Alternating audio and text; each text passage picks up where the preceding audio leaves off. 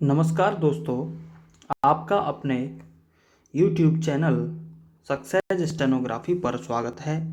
इस वीडियो में जो डिक्टेशन होने वाली है वह बिगिनर्स के लिए बहुत लाभकारी होगी, जिसके माध्यम से संवैधानिक शब्दों को कवर किया जाएगा। तो चलिए शुरू करते हैं। भारतवर्ष एक लोकतांत्रिक गणराज्य है। लोकतंत्रीय पद्धति के अनुसार राष्ट्रपति राष्ट्र का प्रमुख होता है। राष्ट्रपति की अनुपस्थिति में राष्ट्रपति के कृत्यों का निर्वाह उपराष्ट्रपति करता है। राष्ट्रपति मंत्रिमंडल की सलाह पर ही कार्य करता है। मंत्रिमंडल के नेता को प्रधानमंत्री कहते हैं। राष्ट्रपति, उपराष्ट्रपति तथा प्रधानमंत्री जनता के प्रतिनिधि होते हैं। वे जनता के द्वारा प्रत्यक्ष या अप्रत्यक्ष रूप से चुने जाते हैं। जनतंत्रीय प्रणाली में जिस दल को चुनावों में संसद के निचले सदन में अर्थात लोकसभा में बहुमत मिलता है, वह अपना एक नेता चुनता है, जो प्रधानमंत्री होता है। प्रधानमंत्री की सलाह पर ही राष्ट्रपति द्वारा अन्य मंत्रियों की नियुक्ति की जाती है और इनमें मंत्रिमंडल स्तर के मंत्री, राज्य मंत्री एवं उपमंत्री होते हैं। हमारा शासन संघात्मक है। केंद्र की ही भांति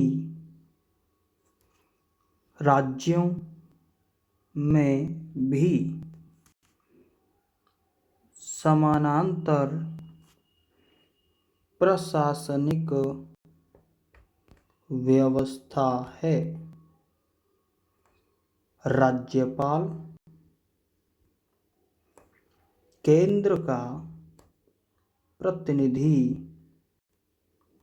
और राज्य का प्रमुख होता है। वह मुख्यमंत्री की सलाह पर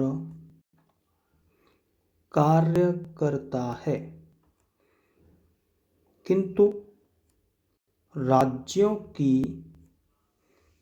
प्रशासनिक व्यवस्था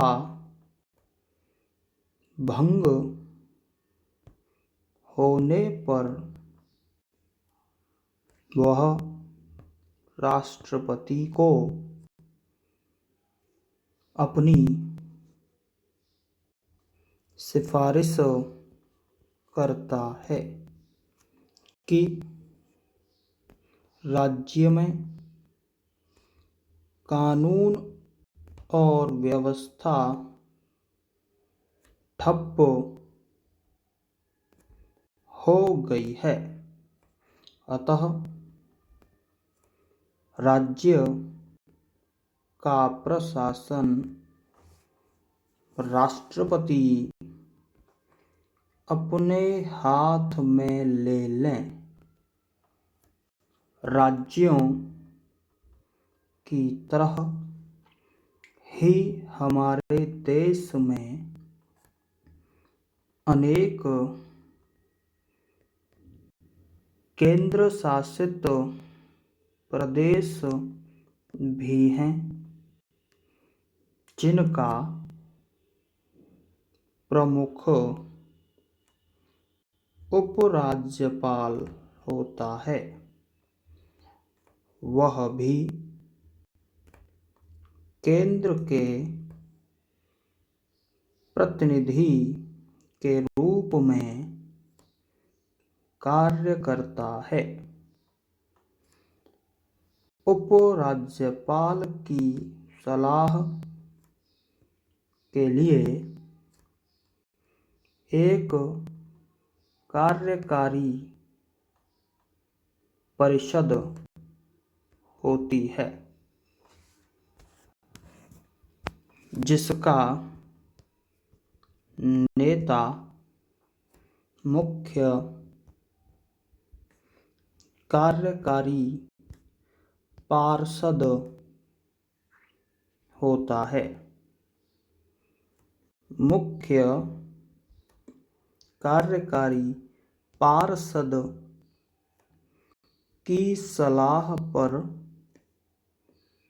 उपराज्यपाल अन्य विभागों के कार्यकारी पार्षदों की नियुक्ति करता है, जो अपने अपने विभागों के कार्यकारी पार्षदों की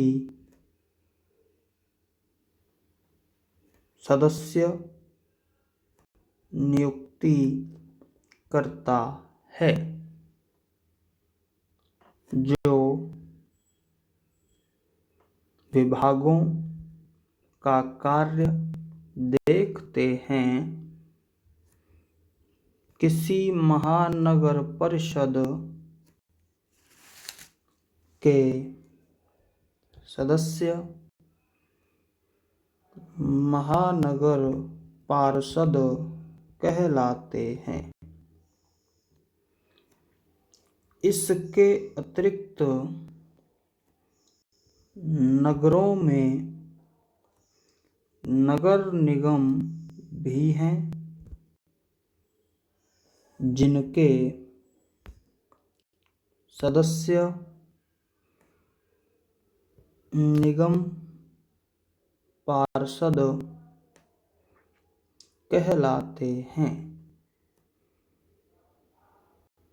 निगम